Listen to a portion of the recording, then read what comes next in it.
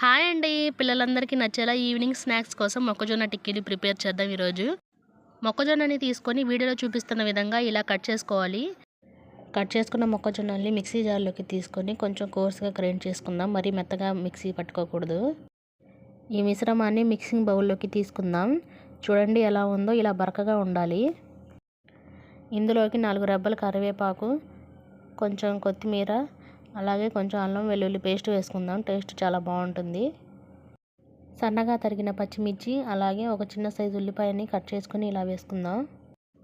1 cup వరిపిండి తీసుకొని టేస్ట్కి సరిపడా సాల్ట్ వేసుకొని వాటర్ అనేది యాడ్ చేయకుండా ఈ మొక్కజొన్నలో ఉండే తడితోనే పిండి మొత్తం కలిసిపోతుందండి. ఇలా బాగా కలుపుకోవాలి. చూడండి, పిండి అనేది ఈ కన్సిస్టెన్సీలో ఉంటే సరిపోతుందండి. ఇలా చిన్న చిన్న ఉండలు తీసుకొని మనకు నచ్చిన షేప్లో ఆయిల్ పేపర్ మీద కానీ, ఇలా చేతి మీద కానీ, ఇలా మనకు నచ్చిన విధంగా ఇలా చేసుకొని ప్యాన్ హీట్ అయ్యాక లైట్గా ఆయిల్ వేసుకొని మనం ప్రిపేర్ చేసుకునే టిక్కీస్ని పెట్టుకొని మూత పెట్టుకోవాలండి. ఇలా 2 మినిట్స్ తర్వాత చూడండి, ఇలా రెండో వైపు కూడా తిప్పుకోవాలి. బాగా ఎర్రగా కాలుతాయండి. ఇప్పుడు రెండో వైపు కూడా ఒక 2 నిమిషాలు బాగా కాల్చుకుందాం.